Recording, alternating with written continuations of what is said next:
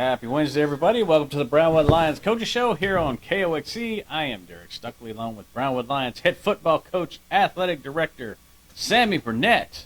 How are you on this fine day, sir? I am absolutely wonderful. Absolutely how are wonderful. You, Derek? Well, how has your day been? Did you do anything exciting today? Absolutely wonderful. This morning we headed off. Coach Musqueda Walker and Coach Westman headed off to Lampasas and hosted a district soccer meeting. We're the district chair for soccer the next couple of years, so we put together a plan, how the district will run things, prices, that kind of stuff. Drew for spots for district play, put together a district schedule, contact stuff, just sort of the ins and outs of the things you have to do to operate, rules of play, guidelines, what time games start, all that kind of stuff. So we did that and drew for playing, and it worked out to be close to what the schedule was the last couple of years. So we'll submit that to the superintendents for their approval. Once that's done, that'll be their plan, and they'll have tiebreakers resolved, game times resolved, who plays where, when, and all that kind of stuff. So it was a good meeting.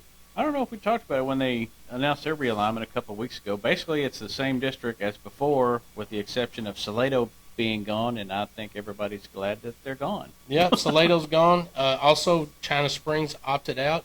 Asked if they could leave our district simply for travel. They can play in the Waco district, which is very close to them. So we had to agree that have votes from everybody in our district, which we voted that would allow them to leave our district. Then they had to have the votes that would allow them into the district that they're opting into, which got a confirmation from the UIL a couple of days ago that had been done. They'd revised the alignment sheet and put that on the website, so we were able to then go and host our meeting with the district that we have, which is the same district as Brownwood, Stephenville, Lampasas, Gatesville, and Little River Academy. Same district as before, except we lost Salado and China Springs, so it's now a 5-team district. So putting that plan together was pretty simple because they had lived off that plan the last couple of years. I added a couple additions when it comes to tiebreakers and how that's handled. Just some stuff that you can put on paper so that it can be read and seen, and it's not just known. We talked about how they're going to share their their fouls, their yellow cards, and their red cards on the point system. In soccer, once you reach a certain amount of points, you have to sit out a game. Made sure that conformed with how it was work with the UIL, so we put some of that information in that plan. Some things that I feel just need to be in there so that there's no gray area. It's black and white. It's on the sheet. And like I said, that's only tentative because those all have to be approved by the superintendents of every school district. And once that's approved by them, then it's good to go. But it's a great start. In the process of doing that with our spring sports now, in our fall sports with basketball, Brock's the DEC of the whole district in the spring, so they'll take care of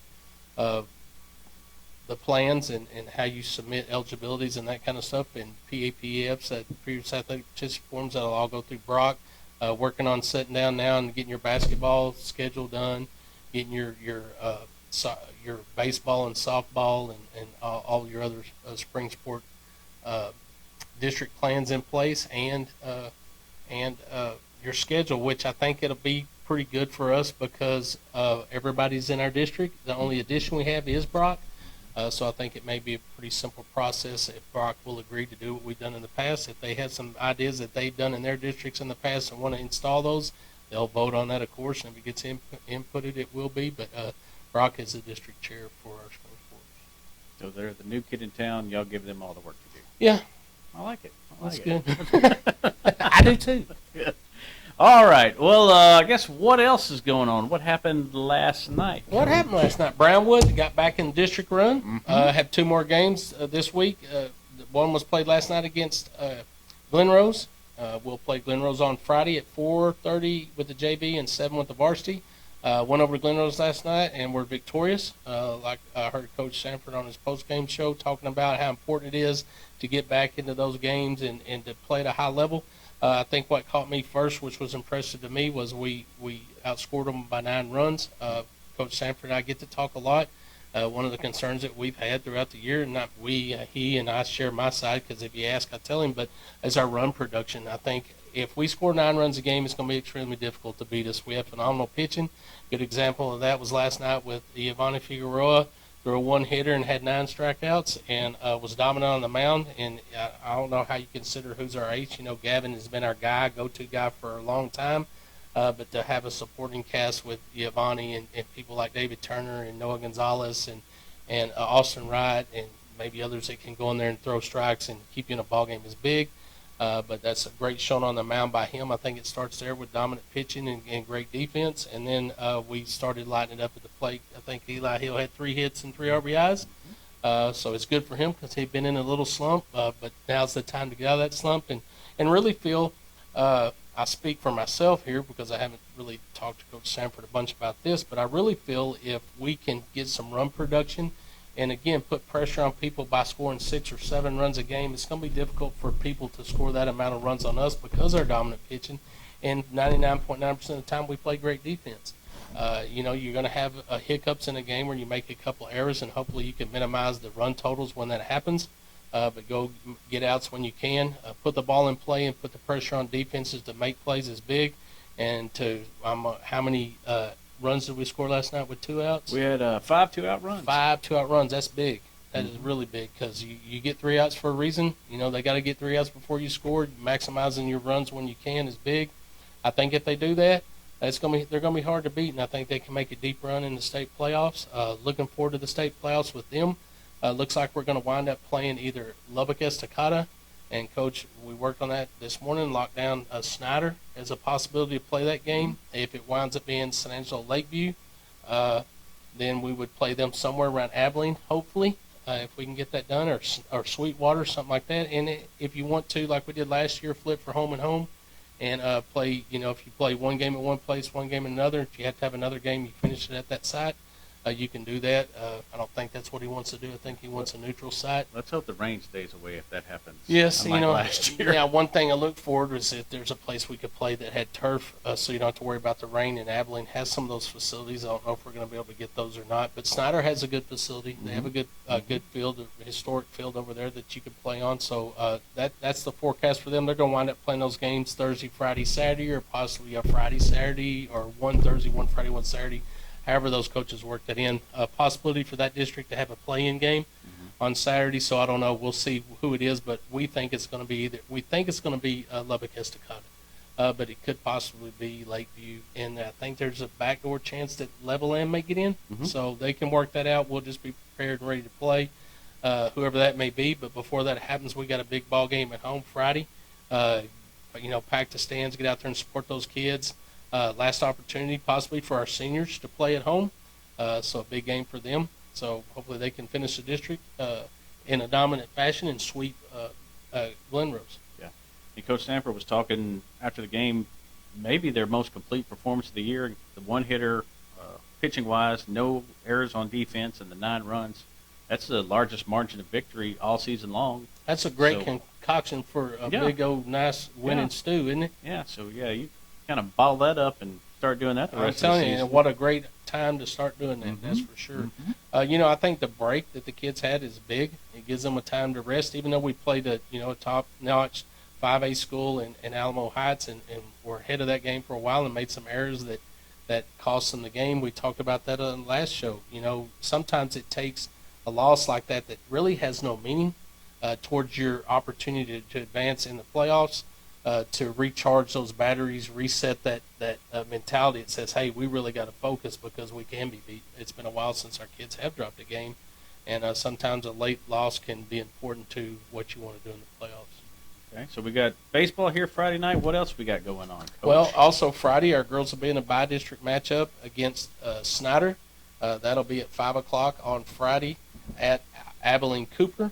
And then they'll play that second game at Abilene Cooper on Saturday at 1 o'clock. And then if a third game's needed, they'll follow that probably 30 minutes after the completion of the first game and finish the second game. So best of luck to Coach McGee and the girls and their opportunity to go play in the bi-district round and become bi-district champions. Yeah, and the forecast is kind of iffy for the weekend, but they do have turf there. So yes, they do. Hopefully that works out and nothing crazy happens.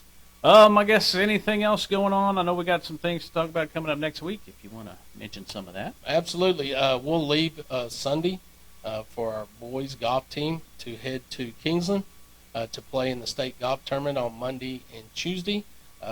Really look forward to that. I think our boys have as good an opportunity as anybody there to be victorious. They're going to have to play their A game. Of course, you're coming to our region. You got the two top teams in the state, in Andrews Black and Bridgeport, sitting there with under 600 scores for a 2-day total, which is big. Other teams that may have a possibility I don't know much about, but Wimberley is also a team that battles well. So there's a good chance we could go 1-2-3. And who knows what 1-2-3 that'll be. I do believe that going to Kingsland is going to balance the playing field for us a little bit because if anybody knows, and we talked about before, going out west to Lubbock, those schools in our region play a lot of matches out there. Those kids have a lot of rounds at Shadow Hills under their belt. They know that course extremely well. Going to Kingsland, we both probably have played there the same amount of times, and we have as good advantage of knowing the course as they do. I think the last time we were there, the first round, we were leading all those teams in the state. So I think it balances the playing field, not being as knowledgeable of the course as they are in West. Going to Kingsland's going to balance that field. So I really feel that our kids can, if they can put a good 1-day total together the first day and put themselves in a position to fight for that state championship, I think it'll put some pressure on those other teams. Knowing that they can go out there and play that course as well as them, and them not as being familiar as the courses they are in West Texas. Okay, so that's golf first part of the week, and then we got the rest of the week. Later in the week. We'll head out Wednesday to go to Austin. I call and Marcelo Hooker will jump in the morning on Thursday, and then we'll follow that up with our girls running the 200 and the 4x2 on Thursday afternoon. And so we have a full day of competition for our kids on Thursday. Ike right now is sitting second, if you can believe that, in the state by a young man from El Campo who's jumped to 48.10. And Ike's jumped to 48.4. And then also in the long jump, there's several kids that jumped some 24-foot, which I do believe our guys are capable of doing that. It's just, show up at the right day, hit your marks. I know well that Ike probably has 10 inches that he can gain just by his approach and hitting the board where he needs to hit it. He's made some big jumps being behind the board, and that's a 6-inch board, and add 4 more inches. That's 10 inches you can add to your total. So there's definitely room to grow, and as I know our guys and our girls, they're going to rise up at the right time. Expect great things from our girl. Kaya Phillips does a great job in the 200. I haven't got to see times for them and where she sits, but it really doesn't matter. And a great example of that is our 4x2. Won the region in the 4x2, and those girls were sitting in third and could have been as that far down as 5. It turned around the next day in the finals and ran a phenomenal race. And it wasn't just one we squeaked by and got in. They won it in dominant fashion. So it's all about being prepared, making sure your body's as loose as you can be. And some of those nagging injuries, like Kate Tyndall has been suffering with a back injury for a while, and she fights through it. She's just a grinder and a competitor for full health. And we got some good weather. I think our girls can go out there and perform extremely well. So not just going to the state track meet and getting a chance to participate. I have a great plan for maybe not if all, several of them to get on the podium and receive a state medal. So it's a big deal. In all my years growing up, I didn't see a bunch of people going to the state track meet. For us to be able to send boys and girls to that meet and having not an opportunity just to participate, but feel like we can go win it or at least get on the podium is a big deal. So I wish them all the best of luck.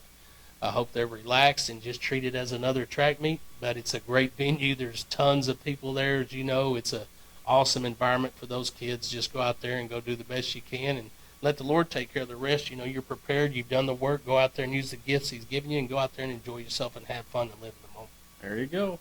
Well, plenty to look forward to still this week, next week. Anything else we need to talk about, Coach? Oh, I don't know. Did we hit everything? You may have to keep your mind up. Everything we got going on. Well, let's thank those that make this show possible then. Auto Glass Magic, Bruner Auto Group, Syntex Body and Paint, Syntex Equipment Sales, Citizens National Bank, Dan Hill Containers, Dr. Bon Young, Dr. Pepper Bottling Company, Everett Jones Investments, Hendrick Medical, Howard Enterprises, Humphrey Pete's, Heartland Funeral Home, Landmark Admin, MC Bank, Painter and Johnson Associates, Smith and Sharp Agencies, Sonic Drive-In, Stanley Chrysler, Texas Bank, Weldon Wilson Electric, Western Bank, and Willie's Teas. All right. We will be back Monday with some state golf results, first round state golf results. We'll be on the road, so there you go. we'll do it remotely. On the road reports. I'm going to have some great results for you. I'm looking forward to it. We will be back on the Brownwood Lions Coaches Show on KOXE, KOXE.com, and the KOXE app. Have a great day, Brownwood.